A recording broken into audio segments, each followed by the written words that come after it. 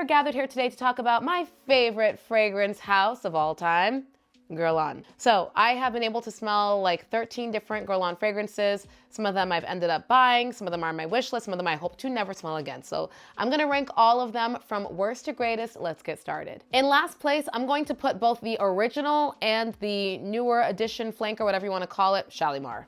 I don't understand the hype around this scent. I cannot believe what high critical acclaim it has. To me, it just smells like it's got a little bit of that amazing Guerlain, but covered with just a whole bunch of like nonsense, just a whole bunch of like funky scents and notes that I just cannot get past. This to me is like one of those textbook definitions of, oh, I don't like old lady smelling perfumes. This is what it smells like. Like this smells like what people in Napoleon times would have smelled like to me, and it's not pleasant. Never need to smell it again. I had high hopes for the newest edition, but it's still super funky. Can't get past it. 0 out of 10. Next, Peche Mirage. I really wanted to love this. I've tried this one multiple times from my little sample here, and I just can't get past whatever type of like putrid notes have been added to this. This is not like a easy to wear, just all around likable, fresh peach fragrance, which is what I was hoping for. I was hoping for just the highest form of peach done Guerlain way. I smell myself after I spray it and I feel like I stink. So that's also gonna be a 0 out of 10. Next, Feve Gourmande. I really wanted to love this because I wanted to see how Guerlain would do a gourmand type of scent. I was expecting kind of like a Bianco latte, but taken to the highest levels of gourmand, and this is not it. This kind of reminds me of those old school cherries covered in chocolate, but like with that boozy liqueur syrupy stuff inside. Like I'm getting very, very thick boozy syrupiness and I can't stand it. Almost has that like root beer, Dr. Pepper also done in like a syrupy way as well. It's just, I can't get it. It does get better in the dry down, but better, like more tolerable. Still not likable enough to where I'd ever want to smell it again. So that's gonna be a pass for me. Next up, we've got Tonka Sarrapia. This one broke my heart. I blind bought Tonka Sarrapia like a crazy person, I know. And it was after I was on a high from Angelique Noir and Vanille Planifolia, both of those being blind buys, just reading the notes. And I can't stand it. I can't stand it. I ended up selling it, thankfully, but because Guerlain doesn't take returns. But I ended up selling it, so everything was fine, but not for me. I learned from that purchase that I don't like Tonka when it's just like Tonka, because it comes off very, very root beer and Coca-Cola. I've mentioned that a couple times. I don't like that scent profile. And I couldn't pull it off. I wanted to love it. I tried for days and I couldn't. But I guess I have to respect it as what it is. I would give it, I don't know, 7 out of 10. Never need to smell it again. Next up, Tobacco Honey. Tobacco Honey is actually nice. If you're wondering why she is so low in the ranking, it is simply because it's not a scent profile that I think I can pull off. I don't usually rock a lot of tobacco scents. I can respect the Tobacco Vanille by Tom Ford, and if I'm feeling really spicy, I can do that one. This one, to me, is even more like authentically tobacco-y than even the Tobacco Vanille. So if you really, really like that Tobacco Vanille vibe and you want to smell a really, really like authentic tobacco scent in a fragrance, then you'll like this. I can respect it for what it is. I just can't pull it off, and I also feel like it's very masculine leaning, but there are a lot of women who can wear Tobacco Vanille and get away with it. I think that I also just prefer the vanilla type of aspect to a tobacco scent over a honey with tobacco scent, but I can still tell that it's well made. I would give it a 7 out of 10. Next, we have the Aqua Allegoria. This is the Forte Floral Bloom. This is a nice floral scent. I'm just not big on florals. Like this is a classic floral scent with maybe a little bit of like fruitiness to it. And it's nice. Like I think it would smell really nice on a woman if she were to walk past me or if I was hanging out with her, but I just wouldn't grab it myself. It's not my preferred scent profile, but I would still respect it and give it a 7 out of 10 as well. Mon Guerlain. I smelled this years ago. I must have been in my late teens to early 20s and I absolutely hated it. Just like the Shalimar, I thought that this was what old lady perfumes smelled like. Like I could not stand it. I revisited this and now I really respect it. It's still not my favorite, but it's a really beautiful scent. I wore this to the DMV the other day. Like this was I want to be taken seriously and just smell like a beautiful, elegant woman. You've got that vanilla, you've got the lavender. Of course it's Guerlain, so you know it's blended beautifully. And it is really nice. I heard someone say that this is what a hot mom would smell like. And as a new mom, at like 36, I totally get that. It's gorgeous. You just smell beautiful. You smell beautiful. But I understand why I didn't like it when I was younger, because when I was younger, I really just wanted to smell like Viva Juicy Couture. I wanted to smell like a sweet pink sugar type of vibe. And I'm no longer in that, phase of my fragrance journey. So if you hate this, I would encourage you to try it again in maybe a few years and see if you still feel that way. You might still feel that way, but I think that this is a really, really beautiful scent and one of the, again, more affordable options in the Guerlain line, to where if you want to kind of see what they're all about, it could be a nice one. Then we have Neroli Outrenoir. This one was very surprising to me because I usually hate Neroli scents. I feel like most of the Neroli scents that I've smelled are just not for me. But this is one of the reasons why I love Guerlain so much. Regardless if you think you hate a note, if Guerlain has made it, at least try it, because they make fragrances like nobody else. This is the first time I've smelled a Neroli scent that actually has me wondering if I should add it to the wish list. It is on the very, very bottom of my wish list, right? Because I still don't love Neroli, but this is the best expression of Neroli that I've ever smelled. It's fresh. Of course you get the Neroli, but it's so authentic and pure and not at all artificial. It smells really nice. Like, it smells like what I guess Neroli actually smells like. Not like whatever I've smelled in the other fragrances. I'd probably give her a 7 or an 8 out of 10, depending on the day. Then we get Vanilla Musc Forte, also from the Aqua Allegoria line. Gorgeous. Watery vanilla, that's also musky with that delicious Guerlain vanilla that they're known for. It's so nice. If you're looking for a really nice, fresh, but still vanilla kind of scent that I think you can wear in the summertime, this is one that I would check out. And it's also gonna be at a much lower price point than most of the fragrances that I've mentioned that are in their like special art collection, et cetera, et cetera. So that's a really nice one if you want to kind of get introduced to Guerlain and you like vanillas and you like fresh vanillas. Definitely check that one out. You can even smell it at a local department store most of the time. Next up, we've got the Spiritueuse Double Vanille. Please don't judge me for the way that I say any of these names. I'm not French, I don't speak French. I'm doing the best I can, okay?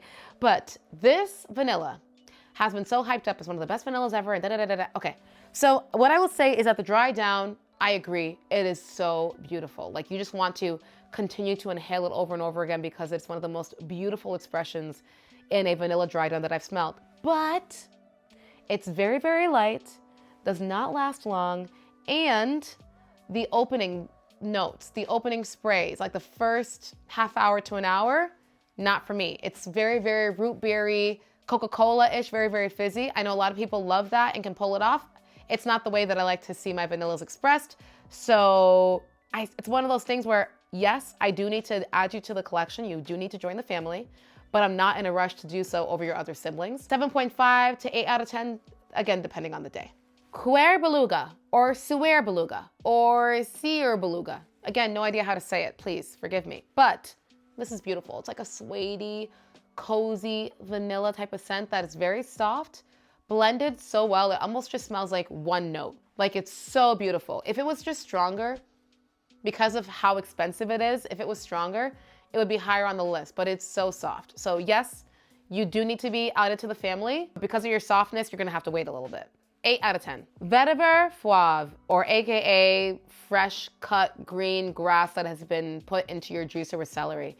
That may sound very weird as a perfume, but I'm telling you, this is so good. You have to try it. It smells incredible. Upon first spray, you're like, holy smokes. Is someone chopping celery in here? But as it starts to dry down, I feel like it does start to get a little bit sweeter, a little bit warmer. It's so good. Like on a hot ass humid day, this is the kind of fragrance that I would not be afraid to overspray myself with, because I feel like it would cool me down and make me feel like I've just, like I'm drinking a fresh lemonade or something. It's so good, especially when layered with the next fragrance I'm about to talk about, Incredible. I'm giving this a 9 out of 10. You are definitely coming to the family. Musc Outreblanc, the best musk I have ever smelled. Love this stuff.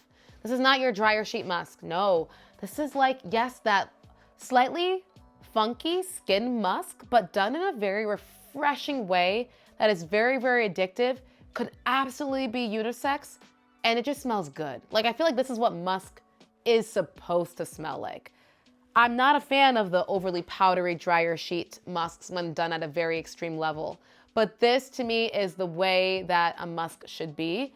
Wonderful, and layers well with almost everything that you just want to add a bit of fresh skin muskness to, like just amazing. And again, this with the Vetiver, you get the skin musk with the fresh greenness.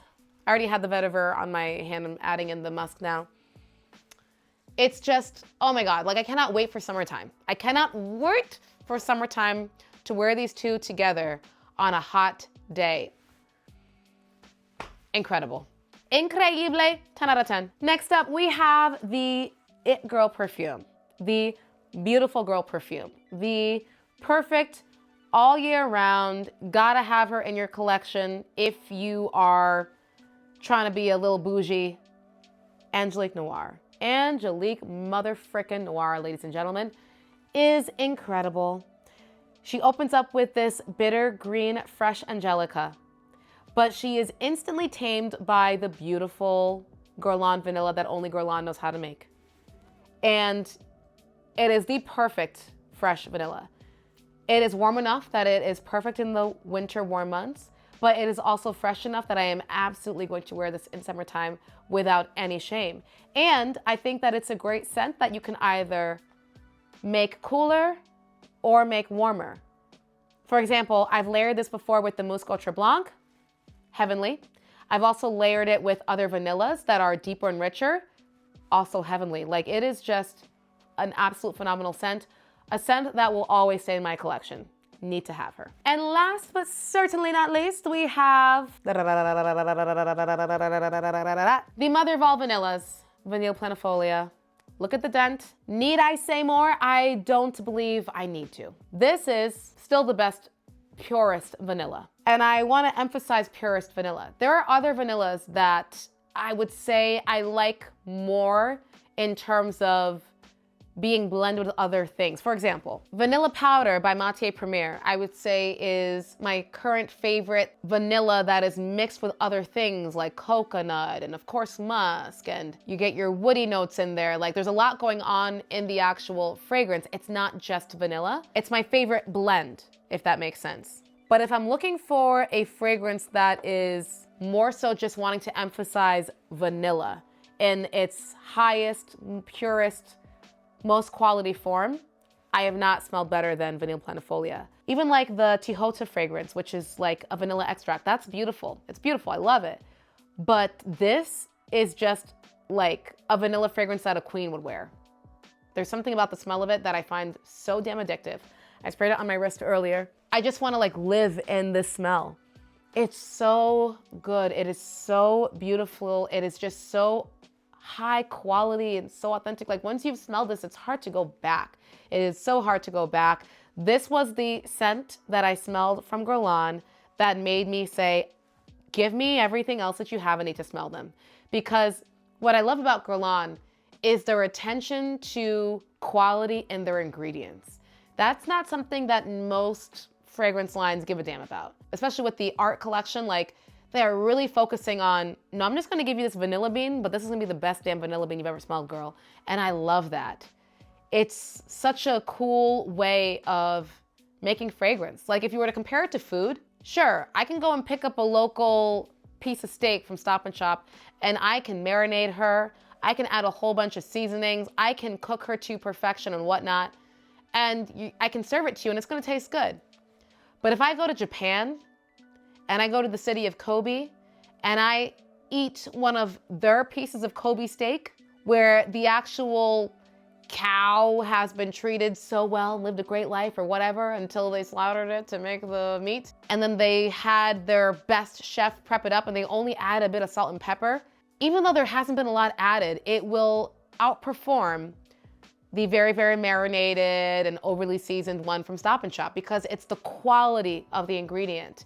That is what Guerlain does in almost all of their fragrances that set it apart for me, that make it, for me, the best fragrance house. The only thing I don't like about Guerlain is their price point, but they got me. I'm addicted, so I'm gonna figure out how to add in all of the ones that I love to my wish list sooner or later. So let me know if you've tried any of these, which ones you like, which ones you would love to get a full bottle of if it were up to you. Let me know which ones you've tried that you never want to try again. And if you enjoyed this video, don't forget to like, comment, and subscribe.